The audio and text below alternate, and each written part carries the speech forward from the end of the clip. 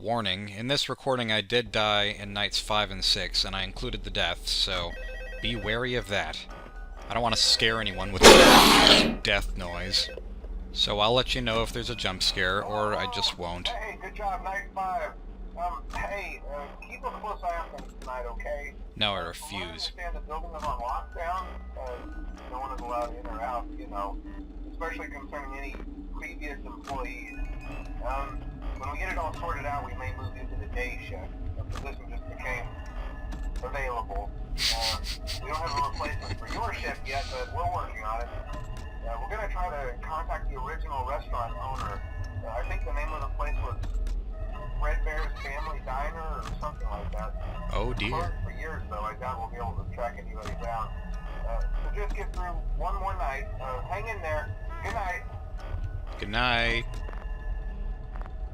The day that this game came out was the day that the internet went crazy, like it normally does, but in this case, it first went crazy because the demo was supposed to be released, but I think Scott ran into some kind of issue with Steam, like he didn't have the license yet to release demos and he had to wait a week or something like that, and so he felt bad and released the full game. I think that's the story. I'm not really sure about that, but the second reason that the internet went crazy was this game's story, because the way that the story is told, it's ambiguous as to whether or not the game is a prequel. So whether this game takes place chronologically before or after the first one, there are people on either side who were seriously defending their stance that it was one or the other. And though I changed my mind, I was at first on the side that, come on guys, it's very obviously a sequel. What is this? And the logic behind that is sound. I mean, this game has more animatronics, it has new animatronics that were built with some of the parts of the old ones. And the old ones, like Bonnie there, are very clearly the same ones as the first game. This game has a somewhat more advanced setting than the first in terms of technology. And while it's very heavily implied that the phone guy dies on night 4 in the first game, and therefore he shouldn't be alive in this one, who's to say that the guy on the phone in this game is the same person? I mean, he has a lot of the same quirks, and he's done with the same voice actor, because the whole game is made by Scott. He didn't hire any other voice actors, so logically, there's not a reason for him to sound any different. That all makes sense, but the other side says that this is the same phone guy because he sounds exactly the same. He says hello, hello, and that must mean that this game took place first. That by itself isn't really the strongest argument, but then we heard the phone guy say something along the lines of, we're gonna move back to some place called Freddy's Family Diner or something like that, and that could mean that the place is called Freddy's Family Diner, and it's not the same place as the first game, which is Freddy Fazbear's Pizza, but because he doesn't really know, he's not really sure, then it's very possible that it's the exact same place and he just forgot the name, or the character forgot the name. But going further than that, in this game, whenever you get the paycheck at the end of the week, it says that it was in 1987, which ties back to what was said about the bite of 87 in the first game, and that could be the incident that was going on in night 3 or 4 in this game, whenever the phone guy was saying, you shouldn't worry about anything that's happening outside the establishment, everything is fine. The skeptics about this game being a prequel would say, well, the 1987 is just a really nice bonus for people who played the first game, it's an Easter egg. And again, that's sound logic, but then, the first game has a paycheck of $120 at the end of the month, whereas this one has $100 at the end of the month. And $100, roughly, is the minimum wage for 1987. So that kind of hints that there's more to the 1987 than just being a number. And the fact that the first game's paycheck is a little bit more than this one, if we assume that both games use minimum wage, then the first game came sometime afterwards after some inflation. But the biggest piece of evidence supporting that this game is a prequel and not just a sequel would be the newspaper clipping that you see after you beat Night 6, which says, and I'll just read it, the new animatronics will be scrapped due to possible malfunctions, however the original characters are being kept in hopes of possible reorganization of the company. And then it goes on to say, we will reopen someday, even if it's with a much smaller budget. So what could that mean? The first game takes place after they scrapped the new animatronics and went back to just using the old ones. They put them back together and moved to the old building where they had a much smaller budget, which is why the building doesn't have much power, and you spend the whole game managing the power. I think this was very deliberate and smart storytelling on Scott Cawthon's part, in that this game looks at first like it very clearly comes after the first one, it just builds on what the first one did. But then it's slowly revealed through bits and pieces that it is not, in fact, the one that came second. But I think technically it's still up for debate because it hasn't been officially announced that it's a prequel, unless it's confirmed in number 3, which I haven't seen. I just think all the evidence is there, and the idea that this is the one that took place first is kind of supposed to be the big plot twist at the end of the game.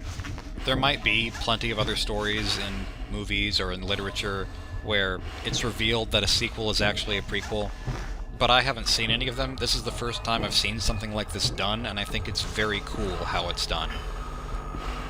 Speaking of the new and old animatronics, I'm pretty sure it's intentional that the old animatronics are still mostly creepier than the new ones. I've seen polls online where the question is asked, which are your favorite animatronics, the old ones or the new ones, or just which animatronic is your favorite? And it seems like the older ones are definitely favored more than the new ones for the most part, and Foxy the Pirate is far and away the #1 favorite. Although I'm gonna have to go ahead and say that in the first game, as well as this one, Old Bonnie is my favorite. Not really because I think Bonnie is particularly scary in this game or behaves in a special way, but I really like Bonnie's faceless design. Looks awesome without a face. Like, all the other characters fall under the uncanny valley to some degree, and they're kind of creepy on their own, but Bonnie without a face, with the wires and the teeth and everything exposed and just this big gaping hole, it's immediately a what the heck is that kind of design. Second to Bonnie, I think that old Freddy might be the most unnerving character to look at, partly because he looks like he's been torn and used for years and years, but also because he just looms over you and is almost like reaching at you whenever he stands in front of you. And he looks huge and he stands directly into your soul. Actually, it's kind of strange that the characters look as big as they do, because as far as I know, they're not actually that big. Taking realistic proportions into account, I think that someone calculated that they're like somewhere between 5 and 6 feet tall. They're not huge, or at least based on those calculations they're not huge, but in reality, based on whatever Scott Cawthon canonically thinks, they might be taller than that. It's hard to say whether or not Scott took creative liberties with the perspective of the game, making the characters look larger than they actually are, or maybe just modeling the characters to not always be to scale with their environment. I know that I've done things like that with my own work before, but then again, I usually work with 2D and not 3D, so the mindset behind working with 3D and doing things like that might be entirely different. You know, I said earlier that I thought maybe this game had a more futuristic-looking setting than the first one, but I think the more accurate way to describe it is this game's environment looks like a CG artistic rendition of someone's expectations of what the 2000s would look like in the 1990s. Just trying to make things look more modern by rounding their edges and adding more tubes and wires and making them shiny. But in reality, most technology does not look anything like this right now. Except for maybe the inside of the TARDIS in Doctor Who, in some small way. Scott said in an interview at some point that he thought one of the reasons that Five Nights at Freddy's did so well and became so well known is because it stands out visually. Because most people who might make a game like this would probably create it in a program like Unity, which is very common now, but he used Click Team Fusion and flat rendered images to create an effect that we don't really see very often in this day and age. Five Nights at Freddy's just looks like nothing else on the market. I think it's worth remembering visual styles that might be considered primitive these days because they still create a unique effect, and I think that this game looks beautiful for its purposes. It might not be graphically the best thing in the world, but visually I think the style fits exactly how it should. guess it's now time for us to take our billions of dollars and run. I am Jeremy Fitzgerald. Welcome to the family. That could have many different connotations. Family is not always a good thing. It might mean the mafia. But maybe not. I decided that because I didn't have that much trouble with the 5th night on my second time beating the game, I would just go right ahead to the 6th night to see what it's like. And unlike the first game, it has its own phone call. Hello. What on earth are you doing there? Didn't you get the memo? The place is closed down, at least for a while. Someone used one of the suits. We had a spare in the back, a yellow one. Someone used it. Now none of them are acting right. Listen, just finish your shift. It's safer than trying to leave in the middle of the night. We have one more event scheduled for tomorrow, a birthday. You'll be on day shift. Wear your uniform. Stay close to the animatronics and make sure they don't hurt anyone, okay? For now, just make it through the night. When the place eventually opens again, I'll probably take the night shift myself. Okay, good night and good luck. That's a very curious phone call, and it raises more questions about the story to me than just about anything else does. The yellow suit that he's referring to is, in all likelihood, Golden Freddy. But what is Golden Freddy, and who stole the suit, and why did they do it? What are they using it for? I don't really want to point my finger at the purple guy right away, even though he's my #1 suspect, but And then the fact that tomorrow's scheduled event is a birthday, I have no idea what the birthday means, but I want to find out, because I'm sure it's important. This night was my first time ever dying to the puppet, and I died a couple of times to the puppet, because the animatronics just wouldn't go away. And that reminds me of another design decision with this game that I don't fully understand. I noticed whenever I was watching Five Nights at Freddy's 1 and 2, before I actually played them for myself, that the jump scares in the second game didn't look as startling somehow as in the first game. I mean, they weren't as startling to me because they're telegraphed, but I meant besides that, there was something about them that made them less impactful. And I realized that it's because in this game, there's no screen shake. All the animatronics in the first game, with the exception of Foxy, because Foxy comes in from the side and doesn't come right at you, shake the screen whenever they're screaming at you. But in this game, whenever you get attacked, the only movement on the screen is the animatronic coming at you, and everything else is still. And that might have been an oversight on Scott's part, I'm not really sure. There might have been some deliberate reason for that. I just prefer what the first game did with the screen shake, because it felt more like you, as the player, were kind of getting knocked back or shot back by the animatronics, and you're getting a heart attack or something. I don't think you would stand perfectly still whenever something is leaping towards your face, which is more the effect that this game gives off, in my opinion. Now, I've been talking this whole playthrough about the various differences between this game and the first one, and why I feel like they're very different experiences. And it might make it seem like I think Five Nights at Freddy's 2 is a bad game. On the contrary, whenever I started playing this game, I didn't understand the rules of it, and so I didn't really know why I was winning the nights. It just kind of confused me. But once I started understanding the way the game works, it became more fun to me. And I genuinely appreciate that this game feels so different from the first one, because why make a sequel at all if it's going to feel like the same game? I just feel like, while this game does have its fair share of things that make it unique and interesting, and its fair share of surprises and cool features and cool ideas, it might not be as graceful of a game as the first, and maybe not a graceful sequel. At least not as much as it could be. And I think a large part of that is, the first game, I feel, could be played by just about anyone, but this game is more directed towards people with impeccable hand-eye coordination who have also played the first game, and that makes it less accessible. For someone like me, this game is actually easier than the first, for the most part, because there's less to manage. But for someone who just plain doesn't have good reaction time, there's no way that they're going to be able to play this game.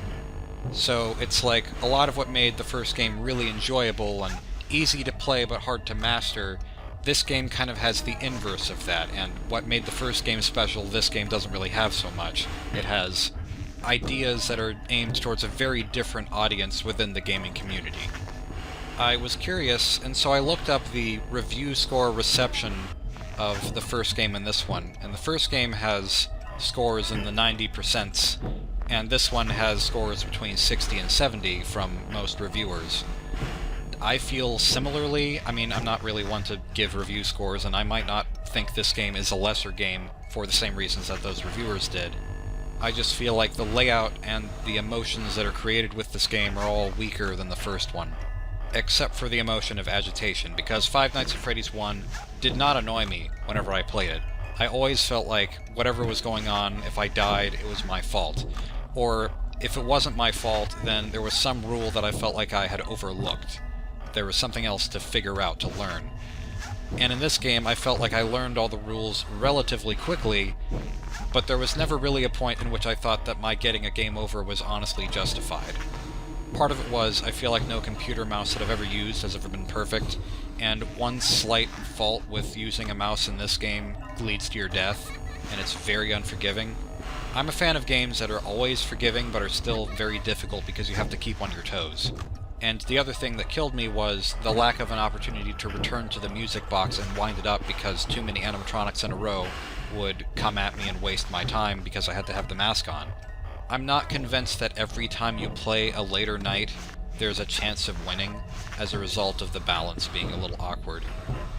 That said, I wouldn't call this game a gleeful experience. It didn't make me giddy like the first one did, but it wasn't bad. It was fun. And I did enjoy it enough after beating it once to not feel completely opposed to beating it again in the same night.